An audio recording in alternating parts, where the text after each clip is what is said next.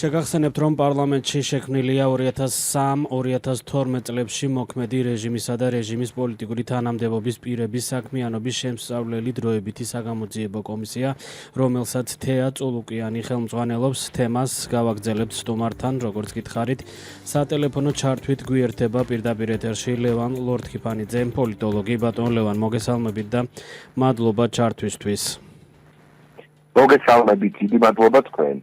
ბატონ ლევან, მოდით დავიწყოთ საუბარი პარლამენტში მიმდინარე პროცესთან დაკავშირებით, უпростоრად საგამოძიებო კომისიასთან დაკავშირებით მაინტერესებს თქვენი აზრით. ამ კომისიის არსს თქვენ როგორ ხედავთ და როგორ აფასებთ და შემდეგ უკვე ამ კომისიის მიზნებზეც ვისაუბროთ.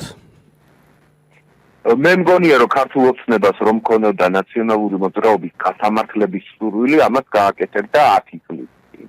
თუ ვინმე სურდა ამ ქვეყანაში სამართლიანობის აღდგენა და წინა რეჟიმის შეფასება, ამისთვის ყველაზე ხელსაყრელი პერიოდი იყო 2012-დან 2016 წლამდე, ასე ვთქვათ, ეპოქა. პირველი ვადა ქართული ოცნების ხელისუფლებაში ყოფნისა. მაშინ შეიძლებოდა შეექმნათ სიმართლის კომისია, ეს ინიციატივა ჰქონდა მაგალითად ბატონ ტომდევალს და ანადოლიძეს, იყო სხვა ინიციატივებიც. მაშინ ქართული ოცნების ლეგიტიმაცია სხვა საფეხურზე იყო, საერთაშორისო ასპარეზზე ხელსაყრელი ვითარება იყო და ასე შემდეგ. მაგრამ ქართულმა ოცნებამ ეს არ გააკეთა და 12 წლიანი დაგვიანებით იწყებს ნაციონალური მოძრაობის იმ ნაწილის გასამართლებას. ხასუსვა იმ ნაწილის გასამართლებას, რომელიც თვითონ ვერ შეისრულდა. აი ჩვენ ამ კომისიის ხდომებს ვადევნებთ თვალყურს და ვხედავთ, რომ საუბრობენ ნაციონალური მოძრაობის დანაშაულებებზე და ამ დანაშაულებების მთავარი შემოქმედნი, ანუ მოსამართლეები, არიან დაწინაურებულები, არიან იუსტიციის უმაღლესი საბჭოს წევრები, არიან ქართული ოცნების ნავში გადამასხდარები, ხო?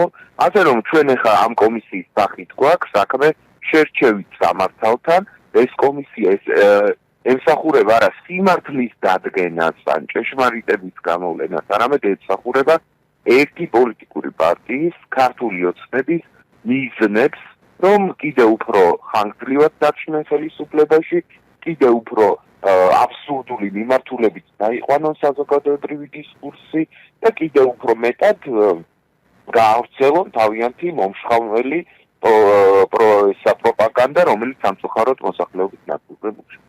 და რაც შეეხება მიზანს ამ კომისიის დღეს რა მოძრავებთ, რა მოტივი თქვენი აზრით აქ ბუნებრივია რეალურად რა მოძრავებს და რა მოტივი აქვს კომისიას, თორემ საჯაროდ გაკეთებული განცხადება ყველა მოვისმინეთ. თქვენ როგორ ფიქრობთ, ანუ რეალურად რისთვის შეიქმნა და რა მიზანს ემსახურება ეს კომისია? ეს კომისია ემსახურება მიზანს, რომ აკრძალონ ყველა, ვინც მოუნდებათ თავიანთი მოწინააღმდეგეებისგან, იმიტომ რომ ძალიან ბუნდოვანი ფორმულირება ნაციონალური მოძრაობა და მისი სატელიტი ორგანიზაციები. მაგალითად, ჩვენ წინასაარჩევნო პერიოდში ვისმენდით, რომ კახაკალაძე, მამუკა მდინარეზე და სხვები ნაციონალური მოძრაობის განშტოებას ეძახდნენ პირობითად კახარიას პარტიასთან. ანუ ეს ფორმულირება მათ შეუძლიათ მოარგონ ნებისმიერს, ვინც არ მოსწონთ. და აკრძალონ არა მარტო სააკაშვილის პარტია, არამედ აკრძალონ ნებისმიერი ოპონენტი, რომელიც არ მოსწონს და დატოვონ მარტო ფრიდონ ინჯიას პარტია და მისი შვილის პარტია, დატოვონ სოზარ სუმარის პარტია გირჩი და კრებად არჩევა მხიარული ეყოლებოდ ოპონენტებად მხოლოდ ის ხალხი, ვისაც აკონტროლებენ, ვისთანაც მიესწრებათ, ვისი მოსყიდვაც შეუძლიათ. ეს ერთი მიზანია და მეორე მიზანი არის ის, რომ მთელი პოლიტიკური დისკუსია გადაიყვანოს ისევ აი ამ შავ-თეთრ ორთაბრძოლაში, ხო, რაც ჩვენ გვაქვს ბოლო 12 წელია. ან ნაცები, ან ქოცები. უნდათ რომ მთელი პოლიტიკური ველი დაყოს აი ამ ორ ნაწილად და დილიდან საღამომდე ყველა საუბრობდეს ნაცებზე და ქოცებზე და სხვა ალტერნატივებზე, სხვა მიმართულებებზე, სხვა პრობლემებზე ამ საზოგადოებაში საუბარი არ იყოს. ყველაზე გამაოგნებელი იცით რა არის, რომ აი ამ სიმართლის კომისიას სათავეში უდგანან ადამიანები, რომელთაც არანაირი ავტორიტეტი საზოგადოებაში არ აქვს. აი თუ ჩვენ გადავხედავთ თქვა სხვა მსგავს კომისიებს, რომლებიც მსოფლიოს ისტორიაში არსებობდა, მათ ხელმძღვანელობდნენ საერთაშორისო და ადგილობრივი მასშტაბით ძალიან მაღალი ავტორიტეტის მქონე პირები. ეხლა რა შედარებაა, მაგრამ აი ნიურნბერგის პროცესს გერმანიაში ჰქონდა მხარდაჭერა არა მხოლოდ თქვა კაპიტალისტური ქვეყნების მხრიდან, არამედ საბჭოთა კავშირის მხრიდან დიდი საერთაშორისო ლეგიტიმაცია ჰქონდა და გერმანიის შიგნითაც 90% თანხმდებოდა, რომ ესეთი კომისია უნდა არსებულიყო, ის მოსამართლეებს ჰქონდათ მოსახლეობის 90%-ში ნდობა. აი რო განვიხილოთ თქვა სამხრეთ აფრიკის მაგალითი, სადაც სიბარტის კომისია შეიქმნა, მას სათავეში ედგა ერთ-ერთი მოთავე მისი იყო ეპისკოპოსი დესმონდ ტუტუ, რომელიც იყო აპართეიდის წინააღმდეგ მებრძოლი და მას თეთრებიც აღიარებდნენ, შავებიც აღიარებდნენ, ქვეყნის გარეთაც აღიარებდნენ და ქვეყნის შიგნითაც აღიარებდნენ. ამ კომისიაში დღეს რაც შეიქმნა, ჯერ 1-12 წლის დაგვიანებით და მერე მის შემადგენლობაში შედის ესე იგი სოზა სუბარი, რომელსაც ავტორიტეტი საკუთარ ოჯახშიც აღარა აქვს, არავინ პატივს არ წერს, ასოცირდება თავისი ღირებულებებით წამსის ხალათთან, უპრინციპობასთან, წყალს არავინ არ დაალევინებს ქუჩაში, ხო და მეორე ლიდერი ამ კომისიის არის თეა წულუკიანი, რომელიც ოფიციალურად გახლავთ აი ჩვეულებრივი, რა ვიცი, whip ესე ეძახიან, ხო, შოლტი, რომელსაც ივანიშვილი იყენებს ხოლმე იმ ადამიანების გასაროზგად, ვინც არ უყვარს, ანუ ქალი დამსჯელი ინსტრუმენტი, რომელსაც ასევე საერთო საზოგადოებრივი ავტორიტეტი არ აქვს. მოკლედ, ერთი სიტყვით რომ გითხრათ, ესეთი კომისია ჯერ დაგვიანებით არ უნდა იქმნებოდეს და თუ იქმნება, მას სათავეში უნდა აიგდეს ისეთი ადამიანი, რომელიც მეტნაკლებად პატივცემულია საზოგადოების ყველა ფენაში და არა მხოლოდ იმაში კუტოქში უკაცრავად ამ ტერმინისთვის, ერთ სასწრაფში უკაცრავად ამ ტერმინისთვის. და აი, ქართული ოცნება რადგან ამ გზას ადგას, ძალიან კარგად ჩანს მათი мотивაციაც, რომ არანაირი ჭეშმარიტება და სამართლიანობა მათი საბოლოო ამოცანა არ არის. ბატონო ლევან, როდესაც ამ კომისიის მიზნებზე საუბრობდით, ორ მიზანზე გააკეთეთ აქცენტი, ეს არის ნაციონალური მოძრაობის და ქართული ოცნების მიერ წოდებული ყველა სხვა დანარჩენი პარტიების გაუქმება, რომლებიც როგორც ქართული ოცნება უწოდებს კოლექტიური ნაციონალური მოძრაობას წარმოადგენენ და არიან და მეორე იყო კიდევ შემახსენეთ მეორე ბრძანეთ, ანუ მიზანთ რომ დისკურსი გადაიყვანონ ისევ აი ამ პოლარიზაციაში, რომ ან ნაცრები, ან ქოცრები და სხვა ალტერნატივებზე მსჯელობა არ შედგება. კი ბატონო, და ეს ორი მიზანი იქნება მიღწეული, როგორ ფიქრობთ თქვენ? მიღწეული შეიძლება საერთო ეროვნული მასშტაბით ვერ იქნას, მაგრამ ქართული ოცნება ხომ უკვე ბოლო რამდენიმე ომის დაწყების მერე, უკრაინის ომის დაწყების შემდეგ აღარ ელაპარაკება მთელ საზოგადოებას. ის ელაპარაკება მხოლოდ თავის ამომრჩეველს.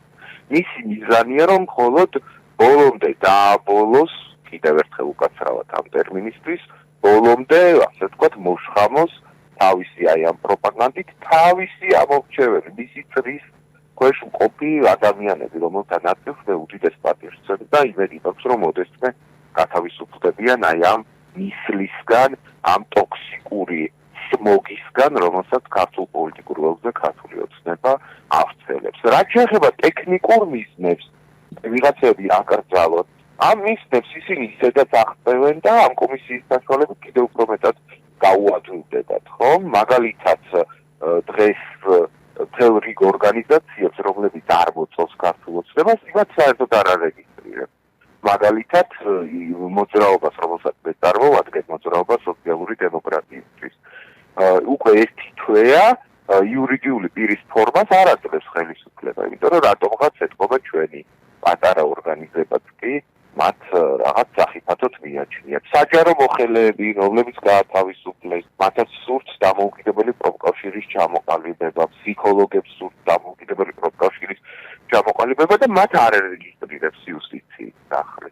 შესაბამისად, ამ კომისიის დასკვნის შემდეგ ალბათ ძალიან მარტივი იქნება, რომ რომელი პარტიაც არ უნდათ, არ მოსწონთ, გულზე არ ეხატებათ, ის აკრძალონ, გაუქმონ და მათ პოლიტიკური საქმიანობის ლეგალური საშუალება შეუსრულონ. თუ მათ აი ამ ტემპში გააგრძელოს, მე დარწმუნებული ვარ, მხოლოდ რაღაც ლევან ხაბეიშვილის პარტიას კი არ აკრძალავენ, თქვათ, გახარიას პარტიასაც, ლევოსაც და მისდგებიან ყველას, ვინც მათი გავლენის ქვეშ არ ექცევა. კი ბატონო, ასევე ჩვენ ვხედავთ სხვადასხვა პოლიტიკოსების განცხადებებს იმასთან დაკავშირებით, რომ არ უნდა მიიღონ მონაწილეობა ამ კომისიაში და არ უნდა მისულიყვნენ და არ უნდა ეპასუხებინათ იმ კითხვებზე, რა კითხვებსაც სვამენ ამ კომისიის წარმომადგენლები და უშუალოდ თეა წულუკიანი. თქვენ როგორ ფიქრობთ, ანუ ბოიკოტი იყო საჭირო? ეს იცით ინდივიდუალური პასუხისმგებლობა კითხია. მე მაგალითად არ მივიდოდი ესეთ კომისიის ხდომაზე, იმიტომ რომ არც მორალურად მიმაჩნია, არც სამართლებრივად გამართულად ამ კომისიის მუშაობა. ხვდები, რომ ეს კომისია ემსახურება მხოლოდ პროპაგანდისტულ მიზნებს და მხოლოდ ხელისუფლების გაძლიერების მიზნებს. შესაბამისად, მაშინ მონაწილეობა არასერიოზულად და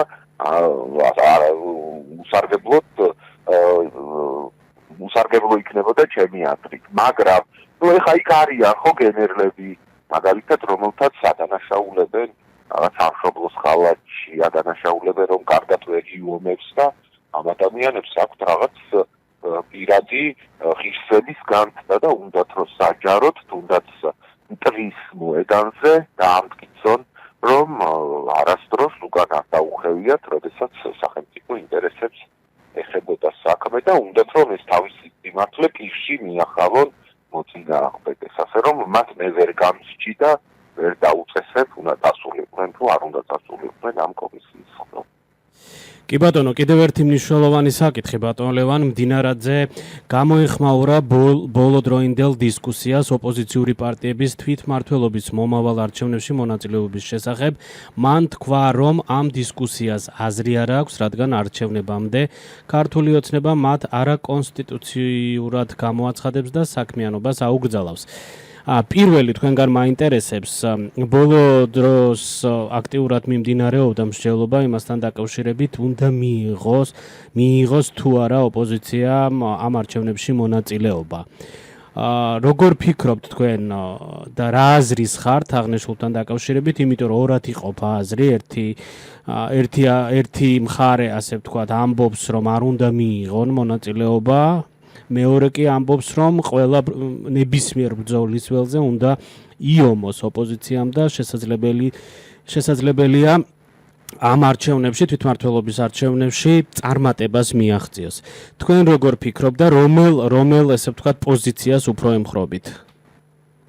იცით რა არის თვითმმართველობის არჩევნებში მონაწილეობა არ მონაწილეობის საკითხი დამოკიდებულია ერთ კონკრეტულ გარემოებას.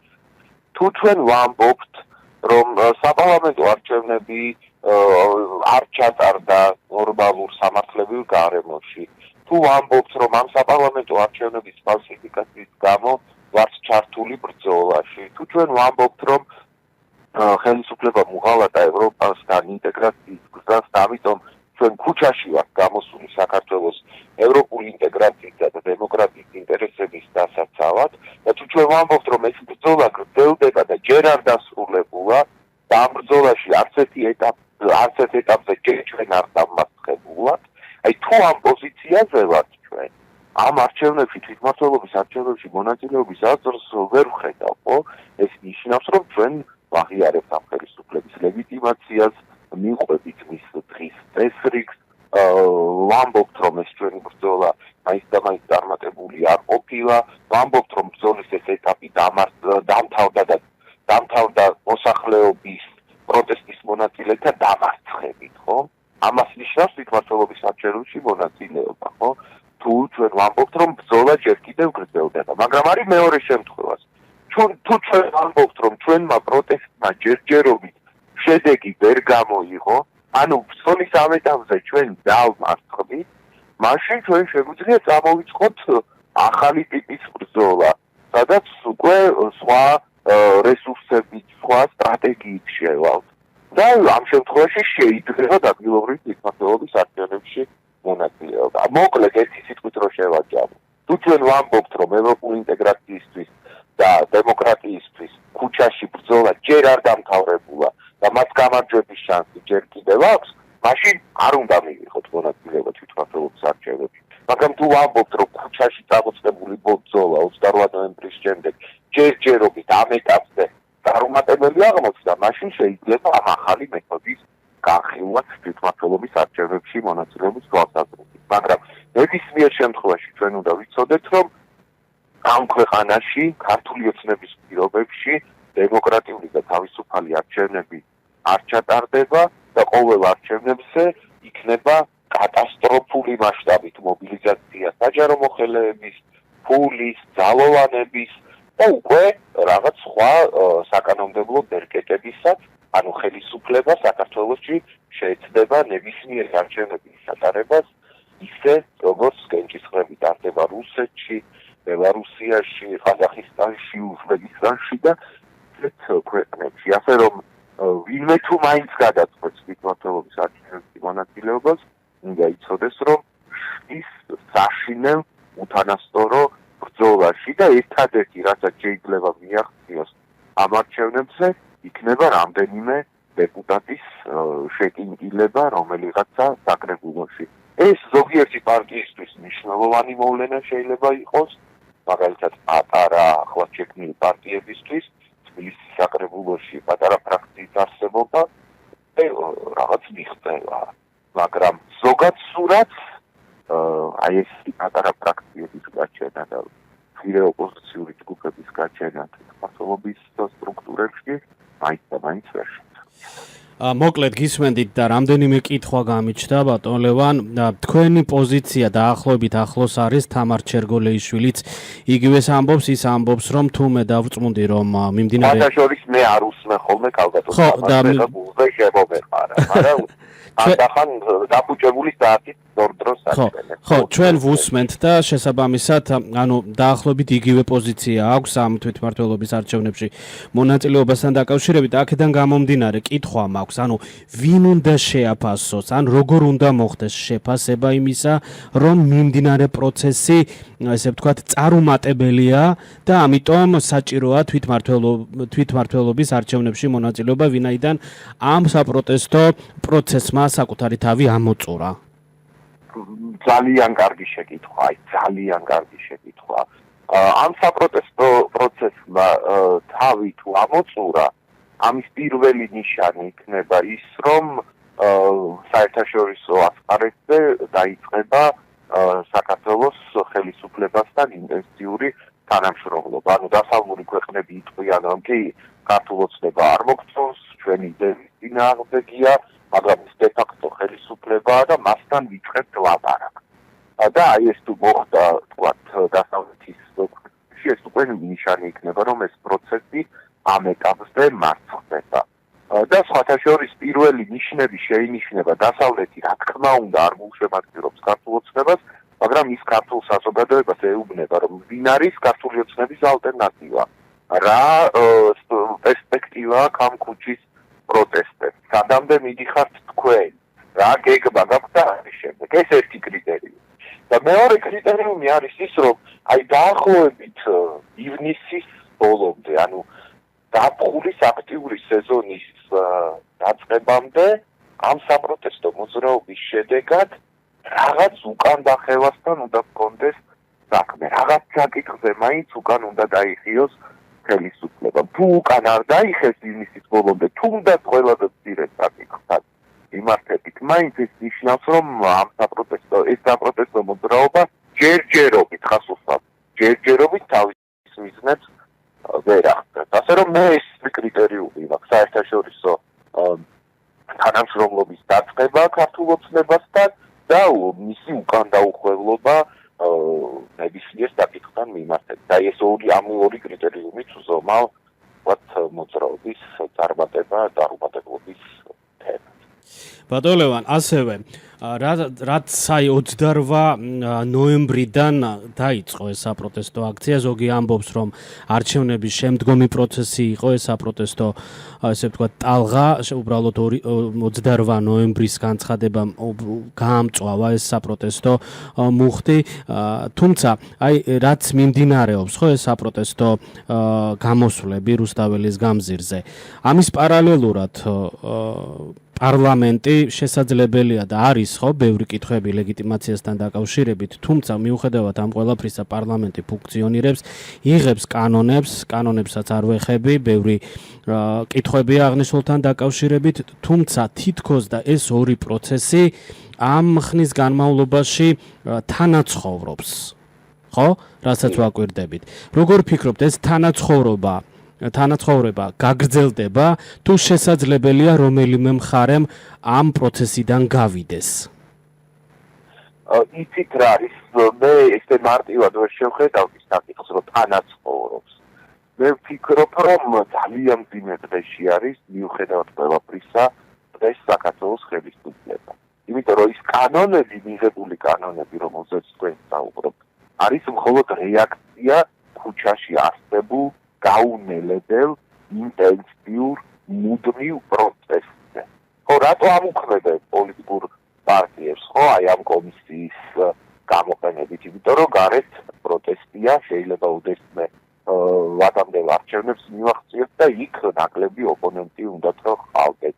რატო იღებენ უმკაცრეს კანონებს ადმინისტრაციული სამართალდამცავებისთვის, იმიტომ რომ გარეთ პროტესტია, ადამიანები ქუჩაში გამოდიან, ქუჩებს კეტავენ და უნდათ ხელისუფლების წარმომადგენლებს რომ კიდევ უფრო მეტად დააშინონ ადამიანები. რატო აჯარიმებენ ერთ მოქალაქეს, რა ვიცი, 5ჯერ და 10ჯერ, შორის მე აღაჯარიმეს და როგორც მისდების ორდენს ისევ ატარებ ამ ჯარიმას.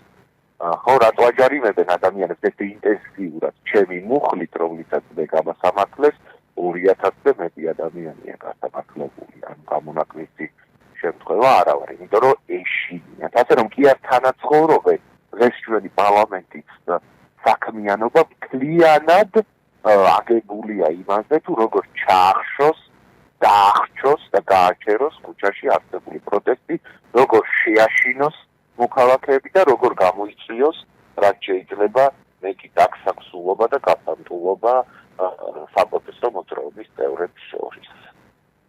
კი ბატონო, მაგრამ ეს თანაცხოვრობა ხომ არ ნიშნავს, აქ მე მხედველობაში არ მქონდა, რომ ჰორმონიულია ეს თანაცხოვრობა, ბუნებრივია აქ თქვენს მიერ ხსენებული გადაწყვეტილებები თან ახლავს ამ თანაცხოვრობას, ბატონო ლევან, მაგრამ როგორც ასეთი პროცესი ორივე მხარეს, ანუ საპროტესტო პროცესი გრძელდება, აქეთ კიდევ ეს საპარლამენტო ცხოვრება, თუ შეიძლება ასე ითქვას, მიმდინარეობს, იკრიბება პარლამენტი, იღებს კანონს და შესაბამისად ამას ვგულისხმობდი. ამ ორი პროცესის თანაცხოვრებაზე, როდესაც ვსაუბრობდი. და კიდევ ასევე მაინტერესებს თქვენი აზრი, ანუ ოპოზიციაში მიმდინარე პროცესით შეგვიფასეთ, თუ შეიძლება და ასევე საპროტესტო აქციები, გამოსვლები და ოპოზიციის თანაცხოვრება ამ პროცესთანაც საინტერესოა თქვენი შეფასება როგორია? თქვენი კითხვის პირველ ნაწილს უპასუხებ, შეიძლება ითქვას, ხო, აი რასაც თქვენ გულისხმობთ, ახლა უფრო გასაგებია, რომ ასეთი ტიპის თანაცხოვრება არსებობს და პარალელური რეალობები, მაგრამ მაინც აი დრო გადაშალოთ რა ვიცი, პირველი კურსის სახელმწიფოებრივ პოლიტიკის მეცნიერებაში და პარლამენტზე ერთი თავი დაიკითხოთ, იქაც კი წერია, რომ პარლამენტის მიზანი მარტო კანონების მიღება არ არის, ხო, პარლამენტის მიზანია ასახოს საზოგადოების შემადგენლობა, პოლიტიკური განწყობები, სოციალური ურთიერთმიმართებები. ეს რას ნიშნავს, რომ პარლამენტის იდეა უმთავრესად გულისხმობს ოპოზიციის არსებობას ამ პარლამენტში. ნებისმიერი პარლამენტი იქცევა ჩვეულებრივ ნოტარიულურად, თუ იქ ოპოზიცია არ არის. ნებისმიერი პარლამენტი იქცევა მკვდარ, მოსაწყენ, არასერიოზულ სტრუქტურად, თუ იქ ოპოზიცია არ არის. შესაბამისად, ეს პარლამენტარები დასწრებული ვარ განიცდიან იმას, რომ მათ შესახებ არავინ არაფერი არ იცის, მათ არავინ ყურადღებას არ აქცევს, მათ არავინ სერიოზულად არ განიხილავს. ესეთი მკვდარი პარლამენტი საქართველოს აღასრულს არ ყოფია, ესეთი უნიშნელო, ესეთი ცარიელი, ესეთი არაღიარებული პარლამენტი არასდროს არ ყოფია საქართველოს. ჩვენ გამოვიდოთ ეპოქები, როცა პარლამენტის ყველა წევს ლამის ხალხი იცნობდა და რეალიტი შოუს ეს ხონთა რა ქვია ფუნქცია საქართველოს პარლამენტს ისეთი ცოცხალი და მრავალფეროვანი იყო იქ პროცესები და ეხლა ჩვენ გვაქვს რაღაცა მკვდარი სტრუქტურა, სადაც კლერკები, ნოტარიუსები და საშუალო რანგის იურისტები, რომლებიც მაინც და მაინც ფართო აზროვნებით არ გამოირჩევიან, არიან შეკრებულები და ერთმანეთთან რაღაცა თვითდაკმაყოფილებით არიან დაკავებულნი. ეს ერთი საკითხი. რაც შეეხება ოპოზიციის ფლანგზე მიმდინარე მოვლენებს სამწუხაროდ როგორ არის იმ ცნობილი მიგნის სახელწოდება დასავლეთის ფრონტი უცვლელია. ხო, აი ესეთი ვითარება გველზე რომ ვერ ვითარდება. ეს პროექტი ისევ თავის დონეზეა, ის საფეხურზეა და ნაცვლად იმისა, რომ ქალბატონი სალომე ზურაბიშვილის ავტორიტეტის საერთაშორისო და ადგილობრივი ავტორიტეტის ქვეშ გაერთიანდნენ და რაღაც კოორდინაცია შეძლონ აი ამ ფიგურის ირგვლივ ნაცვლად ამისა დაკავებული არიან ერთმანეთზე თავდასხმებითაც და რაც თავარია ქალბატონ ზურაბიშვილზე თავდასხმებითაც. თან ქალბატონი ზურაბიშვილი ამბობს, რომ არანაირი თანამდებობაზე პრეტენზია არ აქვს, მას აქვს სურვილი, რომ აი ეს პროცესი ბოლომდე მიიყვანოს, მაგრამ მაინც ესე იგი ეს გუბაცანი წელი და ვიღაცები ცდილობენ, რომ რაღაცა утоპიურ იმაზე საუბრობენ, ერთიანი რაღაცა ფრონტი და ასე შემდეგ. ერთიანი ოპოზიცია საქართველოში არასდროს ყოფილა და არასდროს იქნება, მაგრამ კოორდინაცია, რომ საერთო საქმე გაკეთდეს და ივნისის ბოლომდე ერთ საკითხზე მაინც უკან დავახევინოთ ხელისუფლებას, ეს შესაძლებელია. ოღონდ იმ შემთხვევაში, თუ ოპოზიციური პარტიები, საზოგადოებრივი ორგანიზაციებიც და სხვაებიც აღიარებენ, რომ ჩვენი კოორდინატორი, ანუ ჩვენ შორის მოდერატორი, ჩვენი საუბრის ხელშემწყობი და ფასილიტატორი არის სალომე ზურაბიშვილი. აი აქამდეც ვერ მივიდნენ ქართული პოლიტიკური პარტიების საკუთარი ამბიციების გამო, ასე რომ ამ საპროტესტო ტალღის დარუმატებობა, რომ ეს საპროტესტო ტალღა არ იკარგმნება პოლიტიკურ გადაწყვეტილებებად, ეს ნაწილობრივ ჩვენი აი ამ დრომოჭმული, ჩამორჩენილი, არასერიოზული პოლიტიკური კლასის რამით. მადლობა, ძალიან დიდი მადლობა, ვფიქრობ საინტერესო იყო ჩვენი. მადლობა თქვენ. დიახ, დისკუსია, მადლობას გიხდით, რომ გამონახეთ დრო და პასუხობდით პირდაპირ ეთერში ჩვენს კითხვებს. ნახვამდის. ლევან ლორთქიფანიძე პოლიტოლოგი საუბრობდა ჩვენს ეთერში.